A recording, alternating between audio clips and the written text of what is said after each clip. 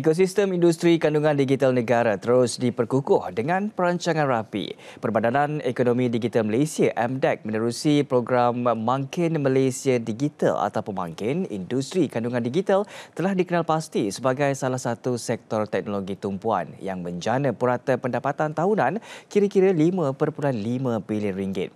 Malah penyediaan peluang pekerjaan kepada 10,000 orang. Ditambah pula dengan penganjuran Festival Kandungan Digital pada tahun ini bakal menjadi platform terbaik dalam mengumpul mereka yang terlibat dalam ekosistem ini. Topik prospek industri kreatif ini yang akan kami bawakan dan bincangkan dalam BIS Malaysia seketika nanti. Teruskan bersama saya, Akmal Hafiz Ruslan untuk 30 minit yang berikutnya.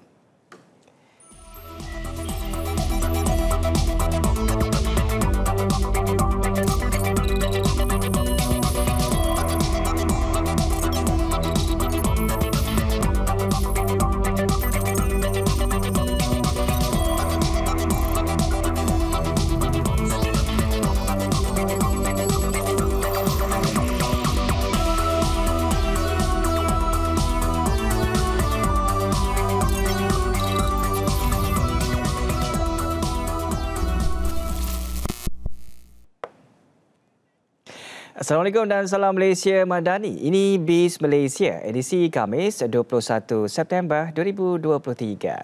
Selain bersiaran di saluran berita RTM dan di TV1, anda juga boleh ikuti kami di Facebook Live dan YouTube BIS Malaysia. Baik saudara, sebelum kita ke segmen utama, kita tinjau dahulu perkembangan pasaran yang disediakan oleh PMB Investment diikuti harga komoditi setakat tengah hari tadi.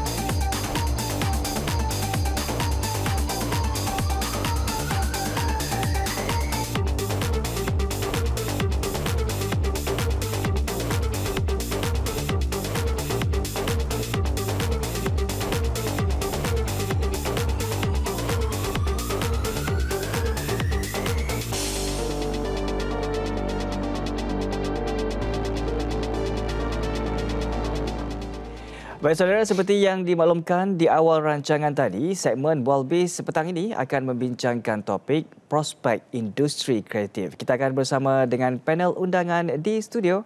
Teruskan kesetiaan anda bersama kami.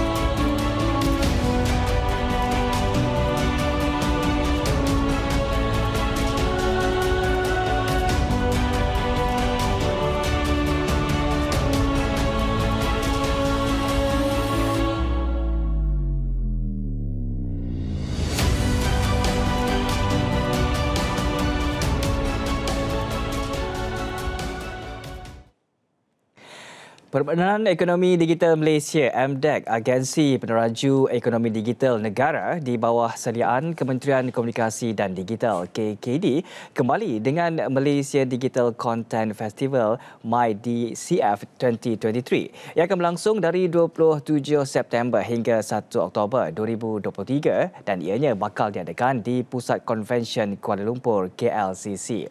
Prospek industri kreatif bagi mengupas dengan lebih tepat dan dekat pengisian festival kali ini, kita bersama dengan dua tetamu undangan yang telah pun bersiap sedia di studio ketika ini. Kita bersama dengan Datuk Fazli Abdul Wahid, Ketua Naib Presiden Kanan Pembangunan Industri Digital MDEC, dan juga Encik Xiao Aiwi, Pengurus Kanan Kandungan Digital MDEC. Selamat datang kepada keduanya. Terima kasih.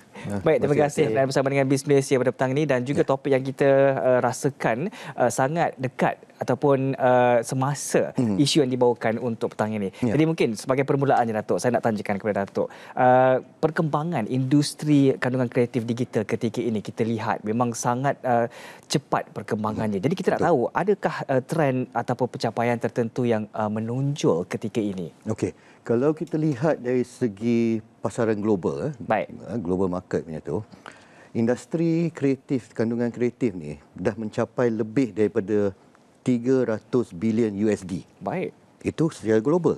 Dan ini adalah membuktikan bahawa banyak potensial yang kita boleh dapat dari Malaysia. We have success story. Kita ada banyak success story yang kita dah ada dari segi video gaming industry, dah banyak.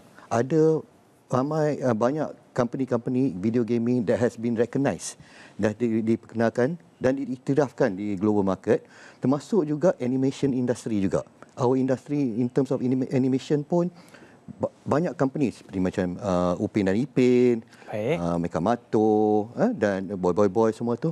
Bukan setakat kita dah diperkenalkan di Malaysia saja, tapi juga telah diterima pakai oleh overseas market. Kita tengok Mekamato tu dah banyak diterima oleh negara Jepun, accepted. Dan Upin Ipin di Indonesia pun banyak semua dah terkenal dah. Dia terkenal. Orang tahu dah kalau cakap pasal Upin Ipin ni. So ni. kita dah tengok dah industri market 300 bilion USD. Kita ada peluang untuk mencapai atau share market tu, kita boleh dapat share market tu yang lebih meningkat, ya. International punya recognition pun kita dah dapat dah dari segi local production dalam international film dengan animation festival, banyak dah. Kita dah dapat award, dah recognize, dan government pun dah juga recognize betapa efektifnya industri ini, and kita akan MDEC ni sebagai sebuah development agency will always be there to ensure industri ini berkembang maju di masa depan. So that's basically in a nutshell lah.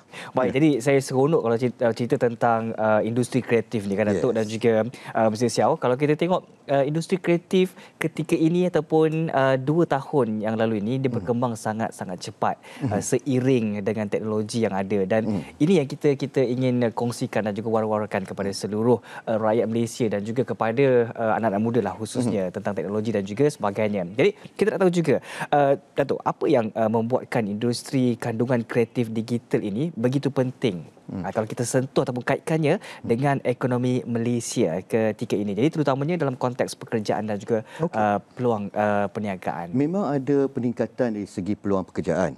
Okey, peluang pekerjaan kalau kita lihat tadi, kita berbincang tadi lah kan, 30-40 tahun lepas, career punya pekerjaan yang kita selalu pilih antara doktor atau lawyer atau accountant. Tapi sekarang ni moving forward untuk industri ni, creative side ni banyak telah membentukkan peluang pekerjaan untuk para muda-mudi lah. Betul. Our younger generation. And bukan setakat itu, dia ada juga potensi untuk increase additional income.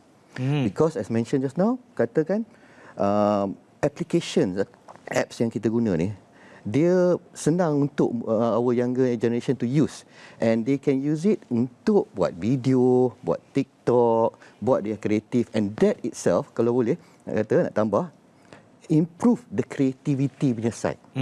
of the younger generation. Now, creativity ni is something bukan you boleh belajar. It's subjective. It's subjective. Betul. It's subjective. And hence why I think in terms of creativity ni, the creative industry allows our younger generation to be much more creative. And this is something that is very new lah in terms of the norms. So, dari contoh pekerjaan-pekerjaan yang konvensional lah kita ada. Ya, Betul.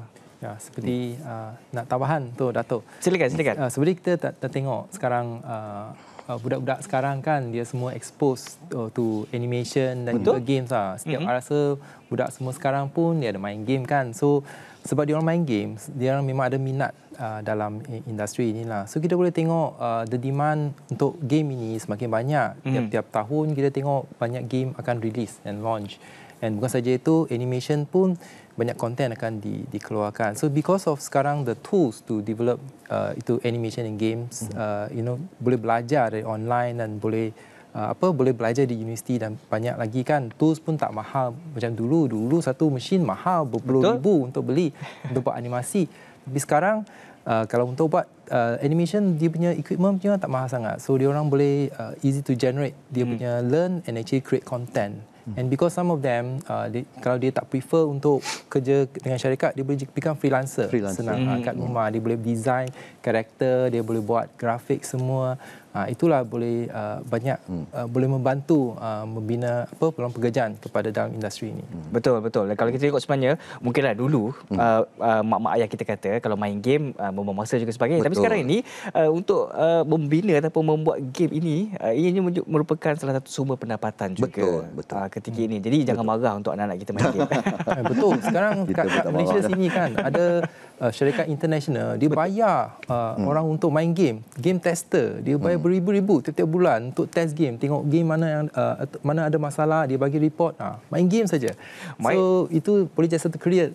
Main game saja pun boleh jadi satu career. Memang sangat menarik. Dan kalau mungkin saya boleh tanyakan kepada Encik Siaw, contoh-contoh kejayaan dalam industri kandungan kreatif digital di Malaysia kita ketika ini yang ianya memberi impak serta inspirasi kepada masyarakat dan boleh mendorong untuk melibatkan diri dalam berusaha dalam bidang ini. Okey. So memang kita boleh tengoklah kejayaan dari segi kandungan digital kreatif ini memang berkembanglah. So seperti contohlah pada tahun 2019 ni, masa tahun itu kita boleh kalau boleh tengok balik kan ada 3 movie dari Malaysia keluar. Kita movie Upin Ipin, kita ada Boy movie yang kedua dan juga Agent Ali the movie come out. So tiga movie tu memang kalau tengok balik dia punya box office punya collection memang tinggi. Sangat tinggi, betul? Sangat tinggi. 30 juta lebih untuk setiap movie ni. So kalau tambah sekali lebih kurang 100 juta. Itu memang besar. Seperti contoh Kak Agent Ali masa dia launch movie tu bulan akhir tahun, dia bersaing dengan movie antarabangsa, animasi antarabangsa kat Disney. Tapi dia punya collection lebih dari collection from international movie. Ini tunjuklah memang industri animasi Malaysia semakin berkembang, and kita boleh tengok demand untuk rakyat konten animasi memang adalah kat sana lah. So ini setakat dari animasi untuk syarikat besar, tapi syarikat kecil yang membuat animasi pun banyak ada kejayaan. Kita ada The Green Film yang baru-baru ni memenang The Best Animation kat San Diego Comic Con ni.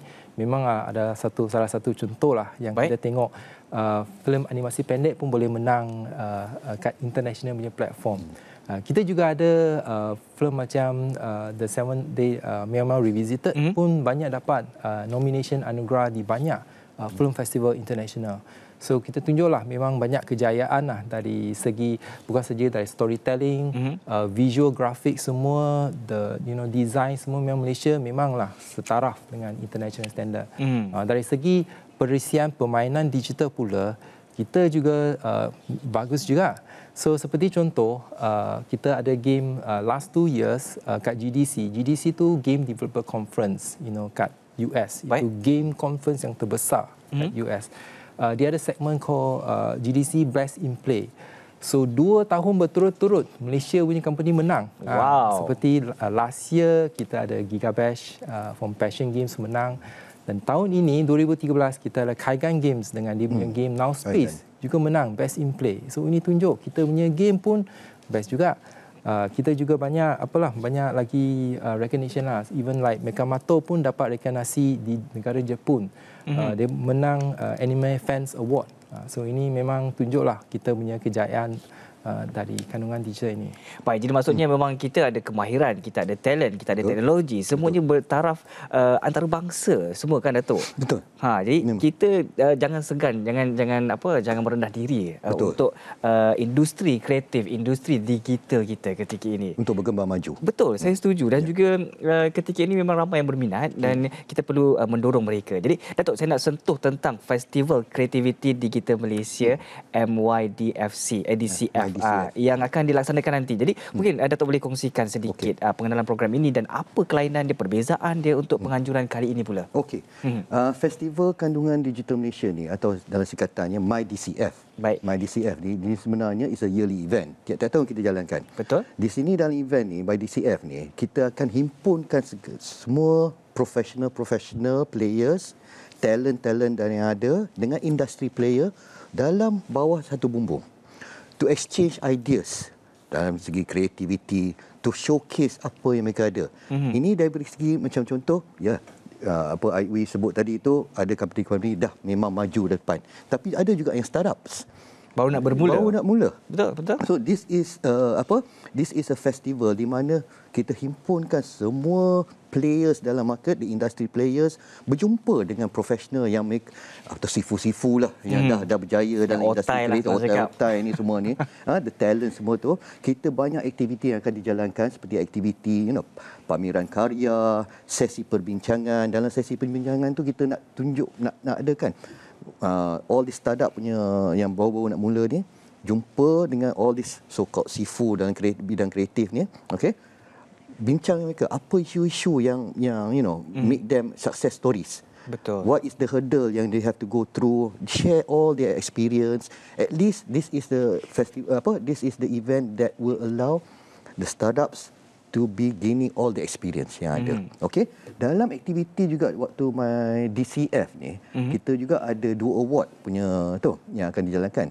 Southeast Asia Southeast Asia Games Award dan juga Southeast Asia Creative Award. So 2 awards will be undertaken during the MyDCF punya time tu. And MyDCF ni sebenarnya is part of a bigger umbrella yang MDEC akan buat, which is the Malaysian Digital Expo. Baik. Ya, singkatan untuk Malaysia Digital Expo ni is MDX 2023. Okey, MDX 2023 ni akan dijalankan selama 6 minggu. Okey, dari 25th 25 hari bulan September hingga ke 4 November. Ini akan menjadi medan pertemuan antara global players termasuk dengan local players. So kita bukan ada local players saja, kita ada global players yang akan datang. Semua kita bawa kat sini. Semua akan diterbangkan di Malaysia ke Malaysia. Betul. And they will use this event ni untuk share experience, untuk transfer knowledge, untuk show the latest technology yang kita ada. So this is the best, and kita memang mengalu-alukan lah everybody to take part, to come and visit our festival Kandungan Digital Malaysia MyDCF ni. Baik, saya dengar memang sangat menarik, Datuk. Saya dengar ni pun rasa macam teruja nak pergi ke festival ini. Kita nak cerita lagi pasal festival ni, Datuk. Selepas ini kita nak bagi lagi semua orang kat sini yang menonton kita ni apa yang menarik dan juga mereka kena datang, wajib datang ke festival ini. Jadi kita akan berhenti rehat seketika, Datuk. Okay, thank you. Jadi kita akan kembali semula selepas ini. Untuk anda semua, terus setia bersama kami di BIS Malaysia. Berehat seketika, kembali selepas ini. Penegasan pertama, melonjakkan pertumbuhan ekonomi. Kerajaan menyasarkan lonjakan pertumbuhan ekonomi sekurang-kurangnya 5% tahun dalam tempoh RMK12 dengan memberikan tumpuan kepada 2 perkara pokok. Pertama, memperkukuh produktiviti dengan menyegerakan peralihan kepada industri bernilai tinggi dan menerima guna teknologi termaju, mempertingkat bakat kemahiran. Produktiviti pelbagai faktor, MFP, secara purata dijangka menyumbang sebanyak 42.8% kepada pertumbuhan KDNK dengan produktiviti boroh dijangka mencatatkan pertumbuhan 3.8% tahun. Kedua, kerajaan berhasrat menjadikan Malaysia sebagai destinasi pilihan utama para pelabur dengan memperkukuh daya saing. Langkah utama adalah meningkatkan persekitaran perniagaan menerusi penambahbaikan peraturan perniagaan termasuk melalui unit My Mudah. Langkah ini secara langsung merancangkan pelaburan langsung domestik DDI yang secara bersinergi akan menarik lebih banyak FDI. Pelaburan swasta disasarkan berkembang sebanyak 6.4% setahun atau purata RM300 bilion setahun dalam tempoh akhir RMK 12. Kembali dalam Biz Malaysia, kita masih lagi bersama dengan tamu undangan. 2 orang kita bawakan pada hari ini untuk bincangkan topik prospek industri kreatif. Kita bersama dengan Datuk Fazli Abdul Wahid, Ketua Naib Presiden Kanan Pembangunan Industri Digital MDEC, dan juga Encik Xiao Aiwi, Pengurus Kanan Kandungan Digital MDEC. Baik Datuk dah kongsikan tadi menariknya kenapa mereka ni kena datang sebab kita kumpulkan semua, bukan sahaja pakar-pakar dalam bidang industri kreatif tempatan, tapi juga pihak antarabangsa juga, laluan yang mana dan juga sebagainya. Jadi kita nak tambahkan lagi ni keterujaan mereka, ataupun kita nak tahu lagi ni berkenaan dengan sebelum ni penganjuran festival seperti ini, antara objektifnya adalah untuk menjadikan platform pasaran industri kreatif sebagai hub digital serantau dengan mewujudkan ekosistem kandungan digital kreatif yang kondusif, inklusif dan juga berdaya saing di peringkat global. Adakah ataupun apakah mencapai matlamat sasaran yang ditetapkan? Okey, kita I think the most important thing, kita dah banyak buat programs, kan, events dan semua tu. Hala tuju ke depan ni kita kena keep up dengan momentum. Betul. Keep up dengan momentum ni is something that kita tak boleh buat satu benda tu lepas tu tak ada apa-apa next step. Rentetannya itu tiada. Baik. So dalam mengekalkan momentum tu, kita ni actually main objektif tu ialah untuk menarikkan international investor, pelaburan international daripada pasaran luar negara. Bukan saja untuk melabur ke negara kita, tapi juga untuk tambahkan ekspor seperti mana Aiwi sebut tadi, ekspor IP lokal kita keluar negara. Baik. So that is one of the objective in keeping up dengan momentum tu. Dan sebagai on top of that juga, dalam keeping up investment masuk dengan ekspor IP kita nak buat Malaysia ni sebagai sebuah hub untuk the creative industry. Cantik. At least within the ASEAN region dulu dan berkembang towards international market semua tu. Dalam nak menjalankan making Malaysia as the hub untuk the creative industry tu, MDEC sebagai agensi development agency bawah Kementerian Komunikasi dan Digital tu, baik, role kita ni is to assist in the implementation, assist in the government support, termasuk juga facilitate in terms of policy dengan regulatory.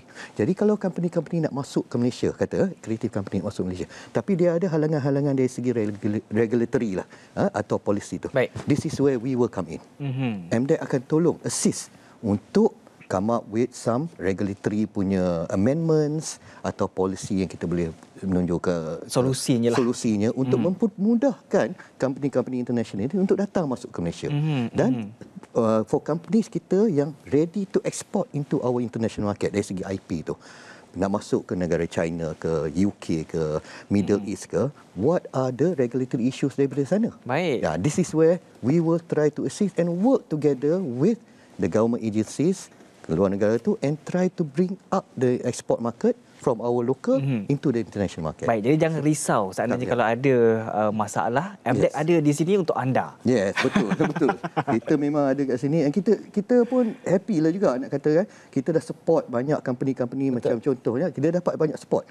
Macam contoh Xbox ke atau PlayStation Studio Malaysia ke Tencent Cloud. These are all international company that kita dah bekerja sama sekian lama, and we have gotten the feedback from them for local companies to be exported overseas as well.